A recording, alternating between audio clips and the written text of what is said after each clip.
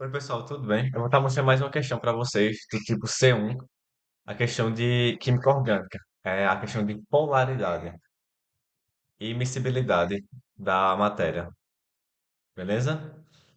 Aí o que acontece? Vamos para ela é um pouquinho mais rápida. Um óleo essencial fraudado turvará a água quando estiver misturado a qual das substâncias a seguir?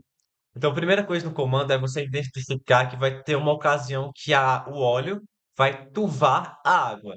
Só que a gente não sabe. O óleo turva a água quando? A gente só sabe isso quando a gente lê o enunciado e sabe em que momento turva. Então, a gente vai ver lá. Produtos adulterados podem ser encontrados em uma enorme variedade de indústrias, desde o comércio de alimentos até perfume e bebidas alcoólicas. Em relação à adulteração de óleos essenciais, compostos aromáticos, os óleos essenciais, voláteis extraídos de plantas aromáticas. Esses podem se apresentar como uma mistura com ingredientes sintéticos, óleos vegetais ou simplesmente materiais de menor valor, diferente de óleos essenciais natural.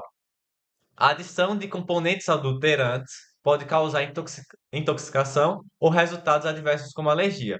Um teste simples utilizado para expor um tipo de fraude é misturando o óleo à água.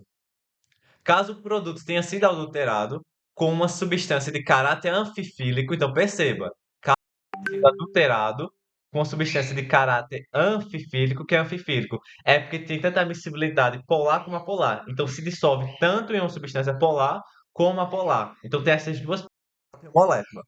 A água. Então o que acontece? O óleo ele se turva quando ele está em contato com uma substância anfifílica. Então, tipo assim, quando você está resolvendo essa questão, essas questões não são complicadas. O que que elas fazem? Elas confundem. Então, tipo assim, sempre tem que tomar muito cuidado. Você tem que ver o que está no comando e procurar exatamente o pedaço que ele está. Porque ele sempre vai dar duas opções, quase sempre. Vai dar, vem para cá ou vem para cá. Aí vai dar essa noção de você não saber se a certa é essa ou aquela. Mas sempre está bem claro. Tipo aqui, ó. Caso o produto tenha sido adulterado com uma substância de caráter anfifílico, a água se turvará. Então, se botar algum produto anfifílico, ela se turva, pois a substância ligará tanto a água quanto, enquanto o óleo essencial puro não turvará a água e nem se misturará. Então, tipo assim, se você botar água, beleza? Junto com o óleo, vou botar aqui o óleo, por exemplo. O óleo ele vai ficar em cima, beleza? E a água vai ficar embaixo. Por quê? Porque tem densidades diferentes e eles não têm a mesma densidade, eles não dissolvem um no outro. Então vai ficar assim, um embaixo, a água, e o óleo em cima. Por quê? Porque vai ter que ter essa mudança. Porque um é polar e outro é apolar. Só que se você botar alguma outra coisa, tipo assim, é, um outro óleo, uma outra substância de caráter anfifílico, aí vai começar a ter uma mudança e eles vão começar a se misturar. Porque essa substância em laranja tá unindo as duas, porque tem um caráter anfifílico. Então a água se turva, entende? Então ficaria desse jeito. Então por isso a gente tem que procurar alguma que seja é, alguma substância aqui que tenha um caráter anfifílico. Então a tá errado, porque aqui é com certeza uma substância polar, entende? Porque o nitrogênio e o hidrogênio têm uma diferença de eletronegatividade muito grande, beleza? Então a gente já descarta. E pela geometria molecular, descarta também. Aqui, CO2. CO2 é uma substância apolar. Você pode ver assim, tá, tem uma diferença de eletronegatividade entre o carbono e o oxigênio. Então aqui, se você for analisar a geometria molecular, que é linear, o carbono vai para a direita aqui e aqui vai para a esquerda. Por quê? Porque o oxigênio é mais eletronegativo, então puxa os elétrons para a esquerda. O oxigênio puxa para a direita. Então você já sabe aqui que, teoricamente, vai anular esses vetores e vai ser uma substância apolar, beleza? Então descarta. Hidrocarboneto, apolar. Hidrocarboneto, apolar. Então só sobra a alternativa E, que vai ser, como é que eu posso dizer? Anfifílico. Então como é que você sabe? Uma dica que eu vou dar, porque isso é um tipo de C1. Obviamente, se você for analisar geometria molecular, polaridade, isso vai tornar uma C2.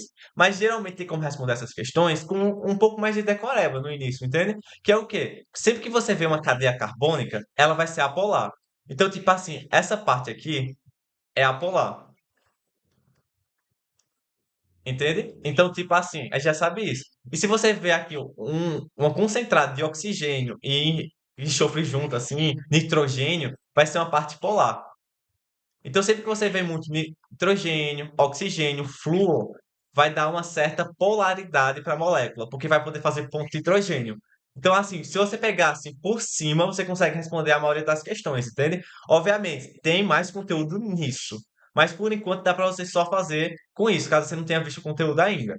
Agora, tome cuidado com o caso do gás carbônico, né? Porque, por exemplo, tem oxigênio aqui, mas como a geometria molecular dessa molécula é linear, aí a gente tem que analisar o vetor resultante, que vai ser aqui para a direita e aqui para a esquerda.